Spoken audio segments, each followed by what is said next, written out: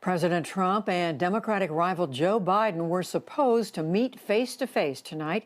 Instead, they will wage a kind of ratings war, appearing at the same time on different television networks. Lisa Desjardins begins our coverage. In Philadelphia today, another strange stage in the pandemic. Former Vice President Joe Biden will hold a town hall here tonight with ABC News, the night when he was to have his second debate with President Trump. That was canceled following the president's coronavirus diagnosis nearly 2 weeks ago. Instead, voters get a network TV face-off, with Trump holding a separate town hall at the same time tonight on NBC. So I'll see you later on NBC. I look forward to it. There was some traditional campaigning today. The president spoke in Greenville, North Carolina. 19 days from now. Think of that, 19 days. You believe this? We're going to win the state of North Carolina. We're going to win 4 more years in the White House. 4 more years! 4 more years! The crowd was enthusiastic for Trump and many openly defiant of health guidelines, not wearing masks and standing closely together. Democrats' VP nominee, California Senator Kamala Harris, was also to be in the Tar Heel state today, but the campaign canceled all Harris events through the weekend out of caution after 2 people working with her campaign tested positive for coronavirus last night. This afternoon, the campaign announced an aviation administrator who flew on Biden's plane on Monday and Tuesday also tested positive for COVID-19. The campaign says Harris and Biden did not have any recent close contact with the people who tested positive. Last night, Vice President Biden tested negative for COVID-19. At the same time, there was good news for the Biden campaign. Last night, the Democratic nominee announced another record-breaking fundraising haul, $383 million in September. That's more money I've ever raised my whole life. The Trump campaign hasn't yet announced its September fundraising numbers. Biden's cash boost is part of a tsunami of donations reaching other Democrats as well. In Arizona's Senate race, challenger Mark Kelly announced raising $38.7 million in the past 3 months, making him the second Democrat this year to break the record set by Beto O'Rourke in 2018. The other was Jamie Harrison in South Carolina, challenging Republican Lindsey Graham. Harrison raised an eye-popping $57 million in the third quarter. The question is, how can they spend it all? It is now 19 days until the election. More than 17 million voters in 43 states have already cast their ballots by mail or by early in-person voting. That's a lot of money and a lot of numbers of voters.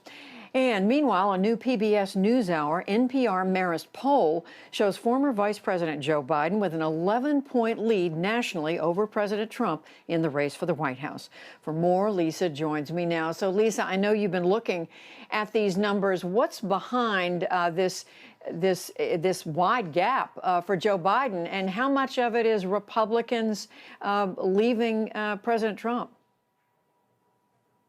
We got some fascinating data here, Judy. And of course, I first need to say polls can be flawed. And in particular, we want to look at things that were beyond the margin of error in polls.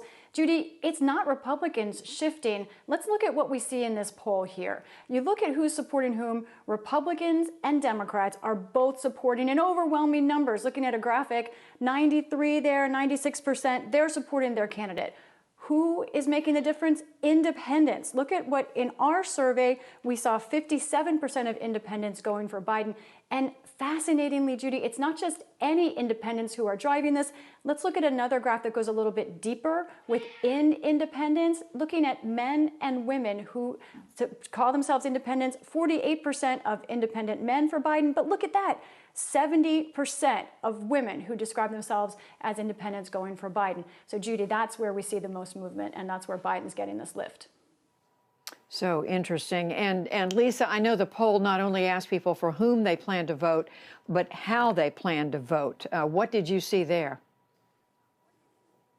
This is so important, Judy. Let's get right to this graphic. First of all, people who say that they are going to vote on Election Day, 62% of them in our survey said they are voting for Trump. Those who are voting early, either in person early or by mail, let's look at that. The opposite. You see 2/3 or more of those folks voting early are voting for Joe Biden. Now, speaking to a source in the Biden campaign, Judy, they feel good about this. They say that the Trump campaign is wasting an opportunity by, they say, making voters scared of mail-in voting. But we all need to be aware that this could have an effect on election night results if so many of Biden's supporters are voting early and could be counted later, depending on how each state works. And I know we're going to be following all that very closely on election night and up until then. But just quickly, Lisa, with regard, I know you're also following the status of these coronavirus economic aid relief talks. Tell us where all that stands tonight.